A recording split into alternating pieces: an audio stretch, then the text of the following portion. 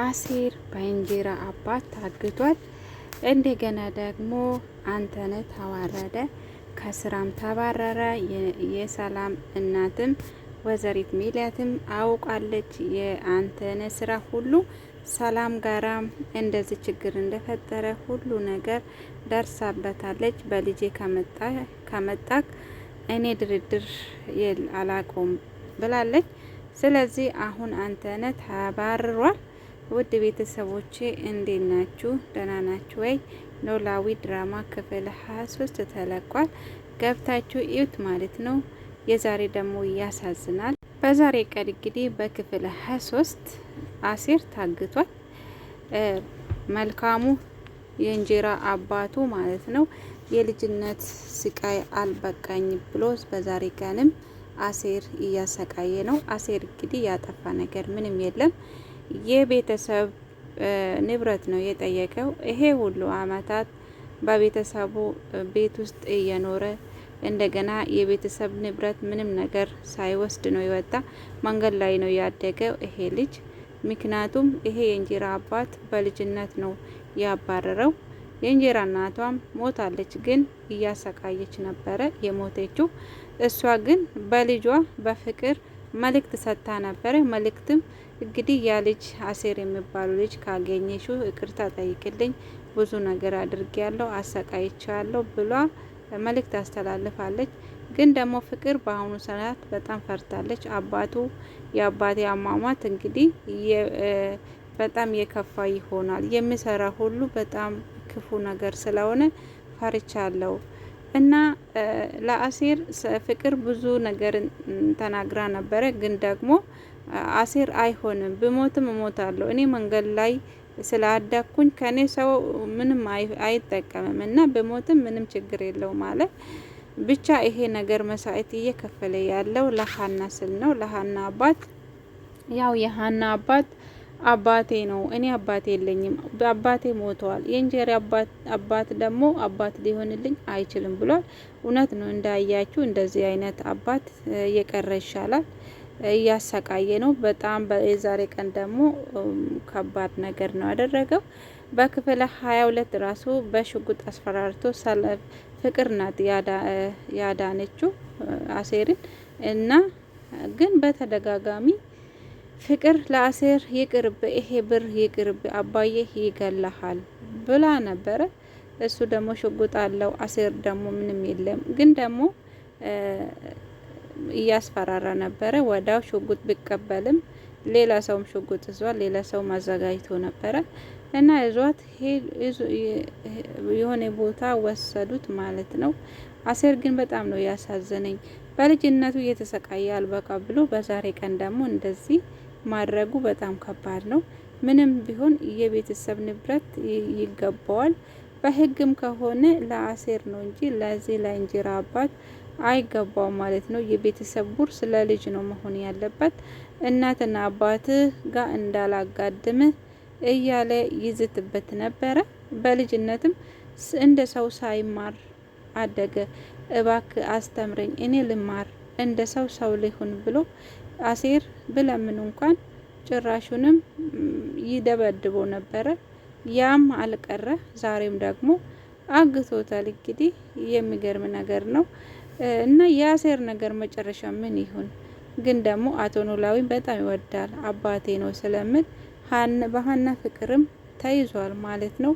ለዛ ነው ለሀና አባት እንግዲህ እንደ አባቴ ስለሆነ የግድ ሊደርስለት ይችላለሁ። ሀና ብቻውን አስባ አይሆንም፣ እኔም ማገዝ አለብኝ። 400,000 የሕክምና የግድ ከዚህ ከመልካሙ መቀበል ያለብኝ የቤተሰቦችን ንብረት ስለሆነ ብሎ ወስኖ ነበረ። ግን ይሄ መልካሙ ብር ዞ መጥቶ ነበረ። ግን ደግሞ በሽጉጥ አስፈራርቶ ወንድ ከሆንክ ይሄንን ብር ውሰደው ብሎ ነበረ።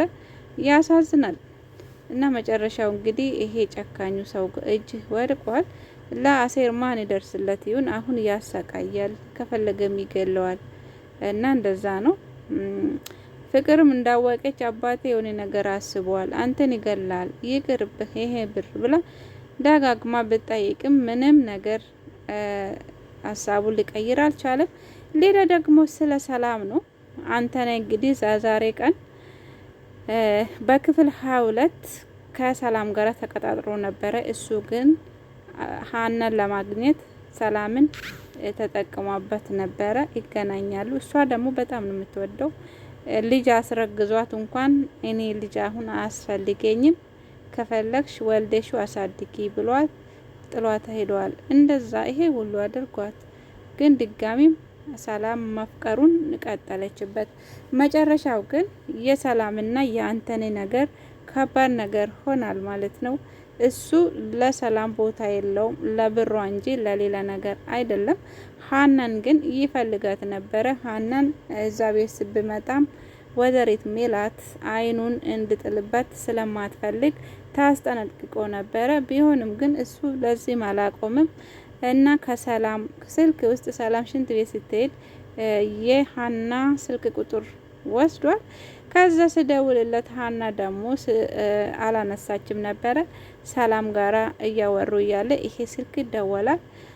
አንሺ እያለችው ነበረ ሰላም። እኔ እማቆ ስልክ አይደለም እያለች እና ሰላም ስታነሳው አንተነ ነው እና ሀና እወድሻለሁ፣ አፈቅርሻለሁ፣ ላገኝሽ እፈልጋለሁ የሚል ድምጽ ትሰማለች። ሰላምም በጣም ደነገጠች፣ አይኗን ፍጥጥ አደረገች። ሀናም በዚህ ሰዓት ምንድን ነው ማን ነው የደወለ እያለች በጣም ደነገጠች። ሁለቱም ተደናገጡ።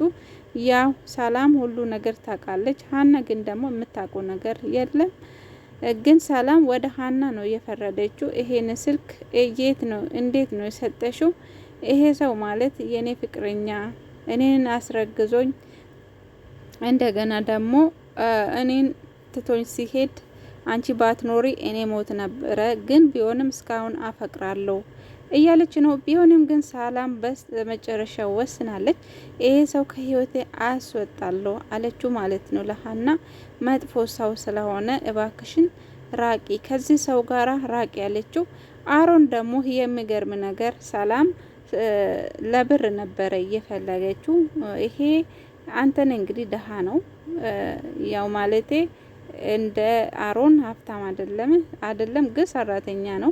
ወይዘሪት ሜላት ደግሞ ይሄ ሰው በጣም ትፈልጓለች። ሴቶች ቢያባርር እንኳን በጣም ጎበዝ ሰራተኛ ነው። በሱ ምክንያት ነው የኔ ድርጅት ቆሞ ያለው። በጣም ይሰራል ይለፋል ብላለች። ቢሆንም ግን ሰላም አባርረው አለችው። ምክንያቱም የሀና ላይ የደወለ ስልክ ስላየችው ተስፋ ቆርጣለች ማለት ነው። እንደዛም ሆኖ ወይዘሪት ሜላት እሺ ያላለችም ነበረ። ግን ደግሞ ሰላም የሆነ ነገር ለእናቷ ስለተናገረች በቃ አንድ ላይ ሆኖ ተባብሮ አባረውታል። እንዳጋጣሚ ቤት መጥቶ ነበረ ከሀና ጋራ አይኑን እንደዛ ውር ሲያረግ በቃ አባረረችው ማለት ነው። ሰላምም ከአሁኑ በኋላ ይሄ እዚህ ቤት እንዳይመጣ ድርጅት ቤትም እንዳይሰራ ብላ እናቷን አስጠነቅቃለች። እናቷም ደግሞ በልጄ ከመጣ እኔ ላይክ አልፈልግም ውጣልኝ ብላ አባራለች። የሚገርም ነገር ነው። እና አንተ ንግል ለምንድን ነው እንደዚህ የሆነው?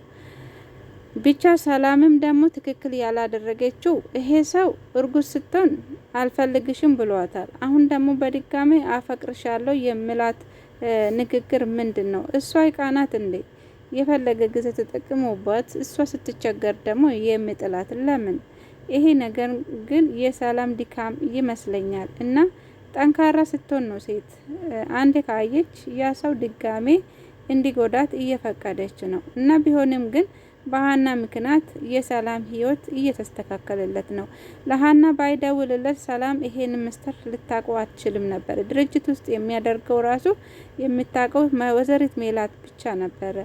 እና አሁን ግን በሀናም እንደመጣ ግን ብዙ ሴቶችን እንዲያባርር ተረድታለች። እና በቃ ይሄ ሰው ከህይወቴ ማስወገድ አለብኝ ብላ አስወጥታለች። በአሁኑ ሰዓት ሰላም እንግዲህ ያዘነች ነው። አሮን ግን የሀብታም ልጅ ነበረ እፈልግ ነበረ። እኔ ደግሞ ተንደላቅቄ መኖር ስለምፈልግ አሮን በጣም ፈልግ ነበረ ብላለች። አሮን ደግሞ ሰላምን አይፈልጋትም። ሀና ራሱ ፈልግሻለሁ ብሎ በችግሯ ጊዜ ምንም ካንቺ አልፈልግም ለአባትሽ ሕክምና ሰጥሻለሁ ብሎ አታለው ለ300 ሺህ ከኔ ጋር ተኝ፣ ከኔ ጋር ካልተኛሽ አልሰጥሽም ብሏት፣ ሀና ግን ገላይ ማለት ክብሬ ነው ብላ እንብ ብላለች። ጎበዝ ናት፣ ጠንካራም ናት እና እንደዛ ነው አሮን። ስለዚህ አይሆንም፣ ለሰላምም ይሁን ለማንም ይሁን ግን ደግሞ ከብር በላይ ጠንካራ ልብ ያለ ሰው ወደፊትም ህይወትም ከጀመሩ ዋስትና አለው። እንደዚህ በብር የመጣ ሰው ያ ብር ሲያልቅ ይሄዳል ማለት ነው እና ሰላም ግን ቀስ ብላ ብታስብ ጥሩ ነው ብዬ ነው የማስበው። ሀና አሁን አይታቸዋል። ለምንም ለወንድ ቦታ አሰጥ፣ በቃ ለአላማዋ ለአባቷ ነው። እንግዲህ ፈጣሪ ፈቅዶ ደግሞ የሷ የሆነ ጠንካራ ሰው ከመጣላት እንግዲህ አሴር የሀና መሆን አለበት ብዬ አምናለሁ። በጣም በቃ የቤተሰብ ንብረትም ስላለ ሀና ጋራ ቢኖሩ ደስ ይለኛል።